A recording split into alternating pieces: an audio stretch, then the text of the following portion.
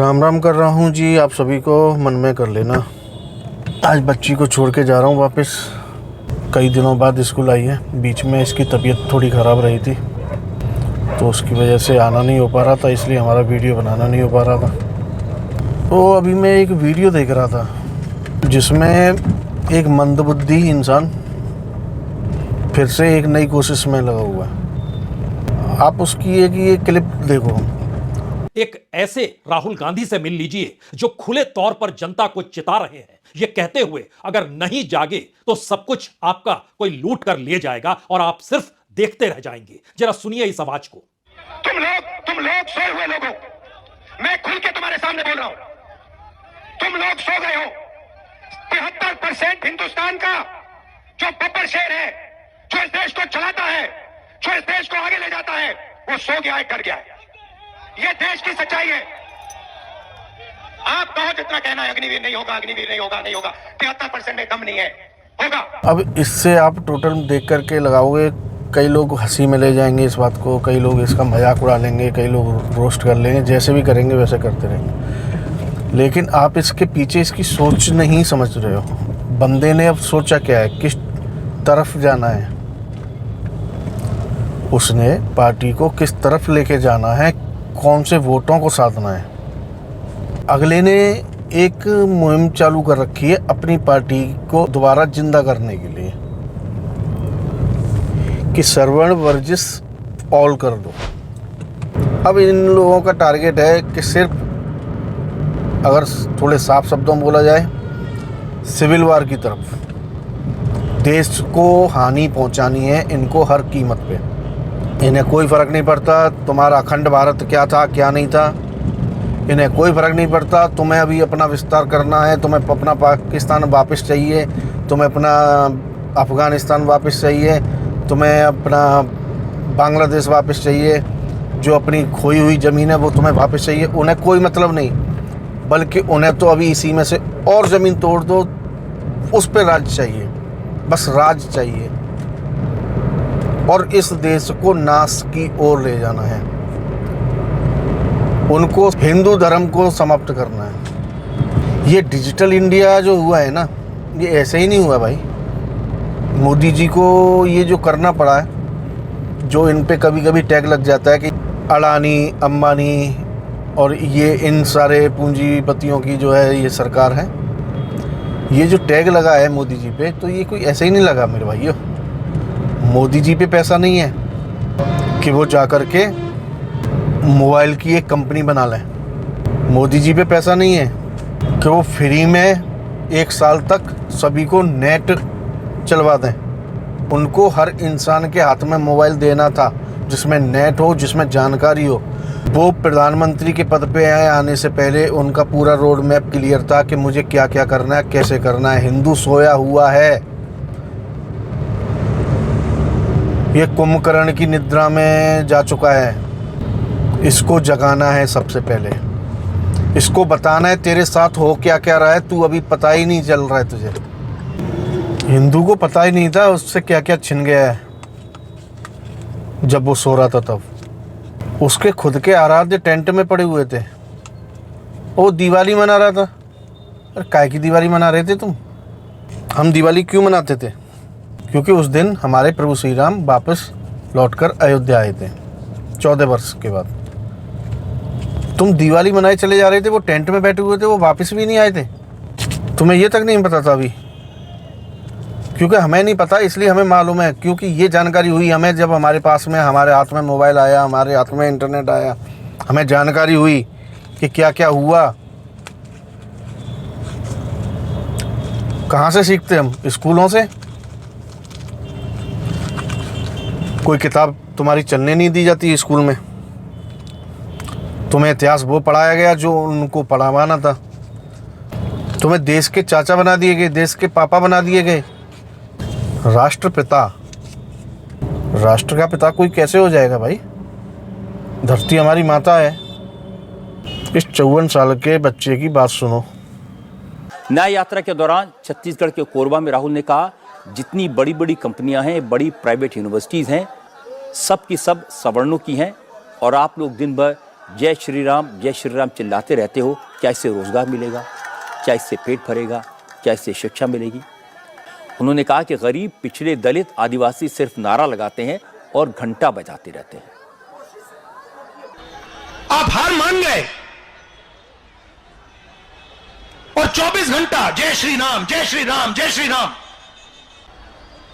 मगर आपके जेब से रोज पैसा छीना जा रहा है, निकाला जा रहा है, आप भूखे मर रहे हो। भाइयों, ये 74% जो है ना लोग, और इसमें आप 2-3%, 4%, 5% जनरल कास्ट के गरीब लोगों को जोड़ दो, इनका इस देश में कुछ नहीं बचा। इनको बस या थाली बजानी है या मोबाइल फोन दिखाना है, घंटा बजाना है, ताली बजानी है और भूखा मरना है। अरे जाग जाओ भैया, कब जगोगे? तुम घंटा बजाते रहो, क्या ये भड़काऊ भाषण में शामिल होगा या नहीं होगा? मतलब एक समाज को तुम जा कर के दूसरे समाज के खिलाफ भड़का रहे हो, सीधा सीधा। भाई साफ साफ बोल रहा है, तुम बस घंटा बजाते रहो, तुमसे तुम्हारा देश छीन लिया गया है। क्या ये भड़का नहीं रहा है एक इंसान को दूसरे इंसान के खिलाफ? और वो भी उस पार्टी का इंसान, उस पार्टी का करता धरता, जो पार्टी सेकंड है। और कभी इस देश पे सबसे ज़्यादा राज जिस पार्टी ने किया है, वही पार्टी इस देश को उस जगह पे लाना चाह रही है कि जहाँ पे ये आपस में लड़ाई करें। उसकी सोच तो उस जगह पे जा रही है जहाँ पे अभी हम में से कई लोग नहीं समझ पा रहे हैं। राम मंदिर का खुल करके विरोध किया इन्होंने और कर रहे हैं, अब सामने कर रहे हैं आपके। अगर अभी भी आपको नहीं दिखाई पड़ रहा है, सच बताऊं, आप उन इंसानों में से हो सिर्फ अपने घर के गेट की कुंडी लगा करके सो रहे हो और बाहर सड़क पे नंगनाच हो रहा है। मतलब दुर्भाग्य देखो, चलन में क्या चीज़ चल रही है।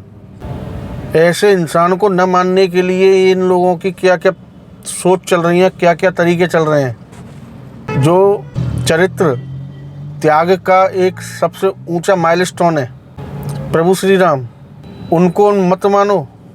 किसको माने फिर? चाहे जितनी बीवियां रख लो, उनको माने। कोई तुम्हारी बात ना माने, तुम्हारे धर्म को ना माने, उसको मार दो, उसका गला काट दो, उसको मान ले। लड़ना, किसी जगह पे जा कर के कब्जा कर लेना, वहाँ की औरतों को अपना गुलाम बना लेना, वहाँ के मर्दों को मार देना, इस चीज़ को मान लें। जहाँ औरतों को पढ़ने का अधिकार ही नहीं, औरतें आधी अकल की होती हैं, इस चीज़ को माने। और एक लालच के ऊपर पूरा जीवन गुजार दें, जिसमें लालच में शामिल है कि हमें वहाँ पे जा कर के कई सारी औरतें मिलेंगी जो इतनी बेइंतहा खूबसूरत होंगी कि जिनको पता नहीं क्या क्या। अरे यार, तुम मान लो उसे अगर मान रहे हो, हमें उन्हीं को मानने दो जो अपने पिताजी के एक आदेश को मानने के लिए 14 वर्ष जंगल में जाने के लिए तैयार। हमें उसी को मान लेने दो। एक भाई अपने सारे सुख छोड़ छाड़ करके अपने बड़े भाई की सेवा करने के लिए उसके साथ जाने के लिए तैयार 14 वर्ष के लिए। हमें इसी चीज़ को मानने दो कि 9 देवियों की हम पूजा कर रहे हैं। छोटी छोटी बच्चियों को लाएं घर में, उनको बिठाएं, उनको खाना खिलाएं, उनके चरण स्पर्श करें। हमें इसी चीज़ को मानने दो। हमें ये चीज़ मत सिखाओ छोटी बच्चियों को घर में लेके आओ, लेकिन लेके आओ दूसरे तरीके से। 6 वर्ष की बेटी हमारे यहाँ माता का रूप होती है, जो तुम लोगों का रूप है उसमें देखने का वो दृष्टि हमें नहीं चाहिए। बालक, तेरी माता बोलती थी कि राम काल्पनिक हैं। ये बात सही है कि यूपीए सरकार के वक्त सुप्रीम कोर्ट में कहा गया था कि राम तो किस्से कहानियों के पात्र हैं, काल्पनिक हैं।